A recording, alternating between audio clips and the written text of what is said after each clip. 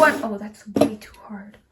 Hey everyone, and welcome back to Knowledge on Ears. And in today's video, there's some very exciting news. I just got my first 3D printer ever. So the first thing I actually made was this green piano, and it looks pretty cool. It's really nice. I had to print out all these parts individually and then put them together. And the best part is, it has a music box inside. And let's hear.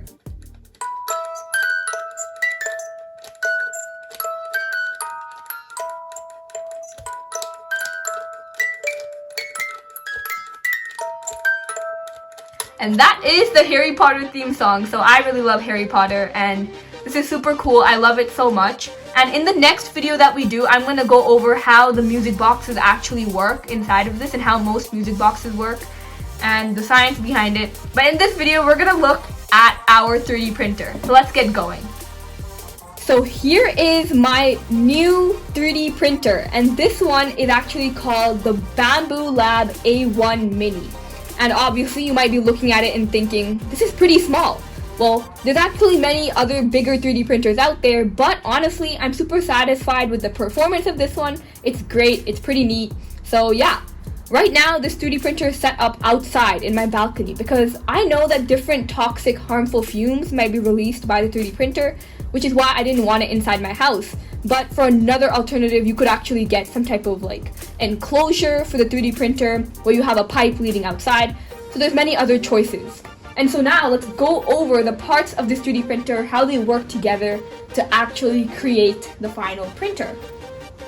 So we're gonna start off with this part right here. And this is called the filament hub. It's like the hub where all the filaments meet. So there's 4 holes in here. And basically, this is the filament, by the way. This is the green one. That's like the plastic that you melt. That's the plastic that you make the designs with. So the filament is taken through wires like these ones in here. And there can be different filaments, there can be different materials, stuff like that in this filament hub. And then we have this USB-C cable, which is this black one right here. It connects the main board right here to the tool head extrusion board over here for power and serial communication and stuff like that. So it's pretty useful. It just does the connection. It facilitates the connection. Then we have our tool head, and this part's pretty important. It's this one right here. And the tool head is where the extrusion happens, where the heating up of the plastic happens and stuff like that, the heating up of the PLA. Then we move on to the filament cutter lever right here, and this part you can press it in manually, but also the 3D printer does it automatically at times where, let's just say you have different filaments, different colors, and you want to switch between them. The filament cutter lever would like cut off the remaining filament inside the extrusion part, inside the nozzle, and then it would purge out the remainder and allow you to change the filament or switch out the color. Also, if let's just say you want to unload your filament from inside this tube, you would cut the remainder of it off and then you'd pull it out. So it's pretty simple, it just cuts off the remainder to allow you to take it out or switch filaments. Then we move on to our x-axis linear rail. So you know the x-axis moves left to right, so it's this part right here. And often the axes need some type of lubrication. So you can use like lubricant oil, which is typically preferred, or lubricant grease and stuff like that. Then we move on to the camera, and you might not be able to see it, but there's like a camera right below this part, and that actually allows you to take time lapses and stuff like that of what's going on here. So it's pretty neat. It's actually really useful. Then we have our purge wiper, which is this black part, and this is actually super important because it has a moving part right here. And what happens is, let's just say you want to you're changing between 2 different filaments and you have to purge out the remainder of the first color before you move into the second color. So the extruder moves over here and then it extrudes the rest of the filament. Let's just say you have white and green. You extrude the white filament out so that you can start using the green because you don't want mixed colors and stuff like that. So this just purges out the remainder of filament or something that you need to take out. And this moving part moves and like kicks out the filament down here. Then we have our Z-axis linear rail. So this is like the one going up and down. Also needs to be lubricated once in a while, around like every month or so. Then we have this hot end silicone sock. And this part right here, it says caution hot. because right below is the nozzle, and that's what gets heated up by this whole tool head and everything.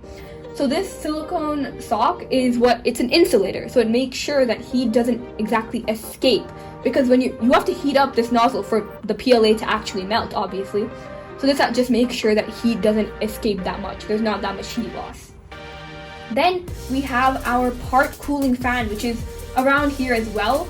And what that does is when you're extruding, let's just say you're extruding on this board right here, on this build plate, you cool it down so it actually sticks and it cools down and it hardens, right? Also, when you're purging out different filaments, you need to make sure that you blow it so it's still not hot and it doesn't like melt, or it's still hardened when you purge it out. And then we have our build plate. So that's the plate, this is the base, it's the foundation where you start building your 3D printing models. But right below the build plate you have a heat bed, which is this black part. And the heat bed actually heats it up to a certain temperature. Why? Because you need the build plate to be hotter so that the 3D printing material sticks. Because if it doesn't stick, it's going to start to become weird. It's not going to be a good print, which is why we need it to stick. Then we have a nozzle, obviously. The nozzle is what extrudes the filament. It's what creates the whole thing. Without the nozzle, nothing would really work. Then we have our touchscreen. And this is pretty neat. There's different things you can click on. There's settings. There's like filament. There's so many different options, different print files, stuff like that. Then we have our AMS ports. Oh yeah, don't forget, we have our Y-axis linear rail. So Y-axis moves front and back. So this is our Y-axis. You also have to lubricate this. Now, if I move this over to see the remainder,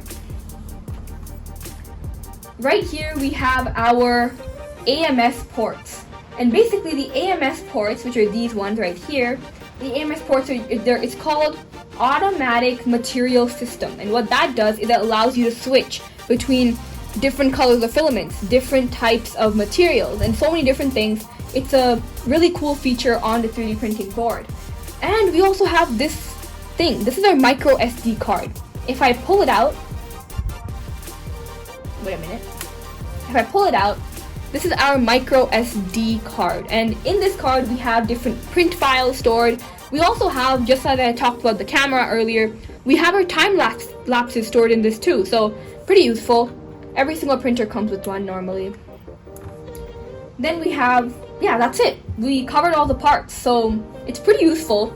This 3D printer is super cool. I actually made this spool by myself because I didn't have a spool for my filament at the time, but I'm going to be getting more filament soon. So thank you so much for listening. I hope you enjoyed it. Our next video is going to be about the piano and how the piano actually works internally, the piano that we printed. So thank you so much. Bye!